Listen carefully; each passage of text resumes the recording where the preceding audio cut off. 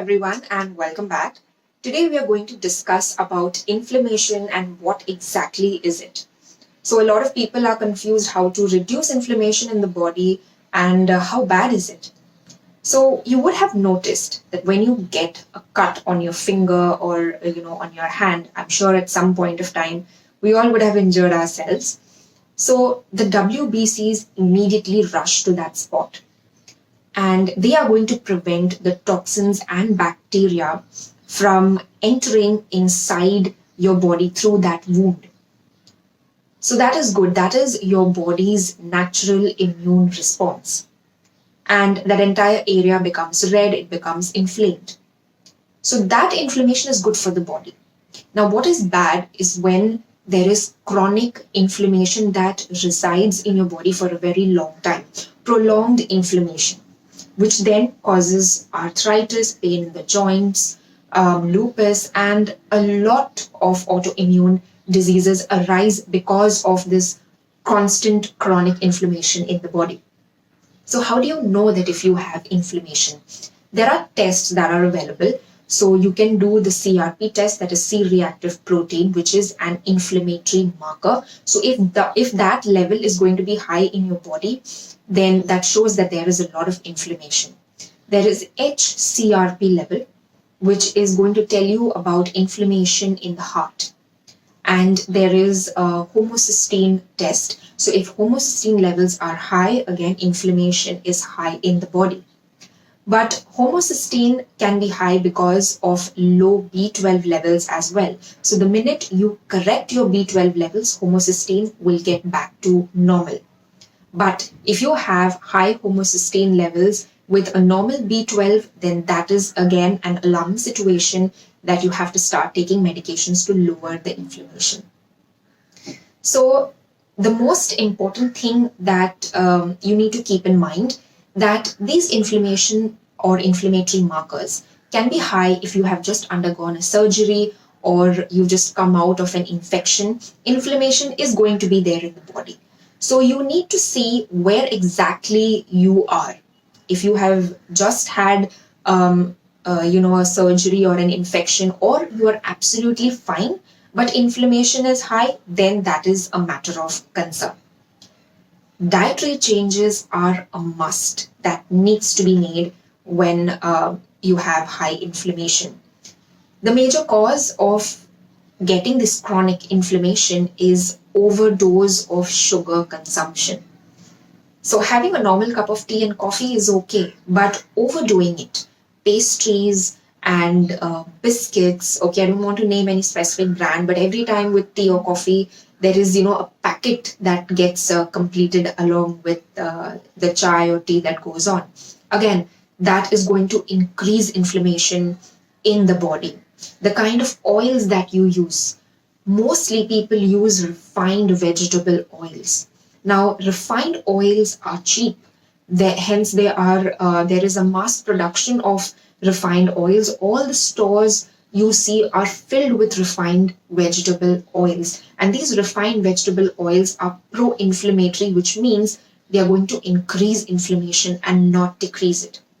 So you need to opt for cold pressed or wood pressed oil, which is not, I would say, easily available or locally available. Still, supermarkets are keeping cold pressed and wood pressed oils. They are a bit expensive, but if we can grow the demand, then definitely it's going to become cheap and affordable to everyone. I feel spending a little more on that is not a problem. It's anytime better than spending on your medical bill. So let's try to decrease medical expenditure and be more aware of healthy choices and spend on that, and later on that's going to get cheap.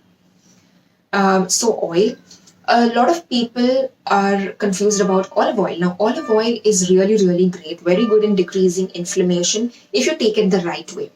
Olive oil cannot be heated to high temperature cooking, and we Indians cook in a very high temperature and high flame. The smoking point is really high. So olive oil should actually be used just as a stir fry, or it should be used on your salads like a drizzle. You cannot cook Indian food in that olive oil. So there are many varieties of olive oil that is available, that is now changed to suit Indian cooking, but the actual purpose of using the olive oil is defeated. So anything that has been changed to or modified to so that you can use it in Indian cooking is not what you should actually opt for. Just use olive oil for dressing, or drizzle it on your salads, or a normal saute or stir fry where you're not actually heating the oil to a high temperature. You can use any cold pressed nut based oils, peanut oil, mustard oil, groundnut oil. They all are really good for your health. The right balance of omega 3 and omega 6 is important. As I said, high amount of omega 6 is pro inflammatory, that's going to increase inflammation, and omega 3 is known to decrease inflammation. So the right balance is important.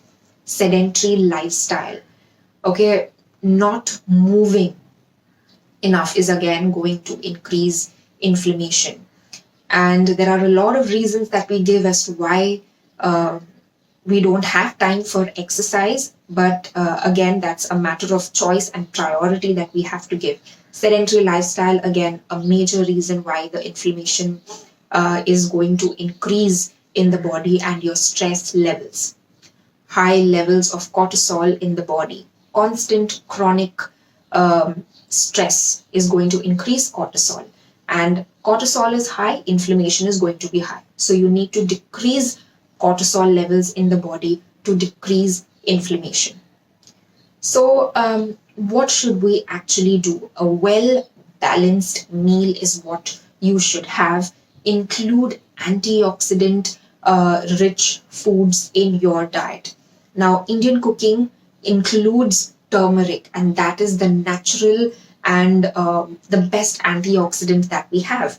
But there is a way in which you should be using turmeric. Now, turmeric contains a compound that is called curcumin, and that is bioavailable in the body only when it is paired along with pepper. So whenever you add turmeric or haldi powder in your cooking, make sure you add pepper powder along with it. A lot of people include turmeric sabzi also, turmeric root, and a vegetable is made out of it. Very good, excellent to decrease inflammation in your body. Black tea or green tea in the right amount. That doesn't mean you start having 8-10 cups of black tea, black coffee, or green tea. That excess also is bad for the body. So normal 1 to 2 cups of any of these teas are really good in antioxidant polyphenols, very good in decreasing inflammation. Also, start exercising. Do not give excuses to yourself that you don't have time. Everyone has time, but we just justify to ourselves that there is no time so that we don't have that guilt in us. Everyone has 24 hours. It's just a matter of your priority. Let it be only 10 minutes. It's okay, but get out, go for a walk, or do home exercises as well. But get your muscles moving. Walk after every meal. Start slow, but take that step of exercising. It's really going to lower your inflammation in your body that is there. And sleep. I cannot stress enough, but sleep is important to repair and rejuvenate your system. So if you are like 4 hours of sleep is enough for me, I am really fresh the next day. No, you're not. You may feel good, but your hormones require time to balance. That rejuvenation and healing requires good amount of rest. Okay, half of your diseases and inflammation is solved and taken care of at the time of rest. So you have to rest and give your body that time, 6 to 7 hours of proper sleep and rest for proper healing and rejuvenation. So these are simple things that definitely is going to help in decreasing inflammation in the body. So that was it for this video, guys. Thank you for watching. Take care, and we'll meet again next time. Until then, stay fit, stay healthy, and eat smartly.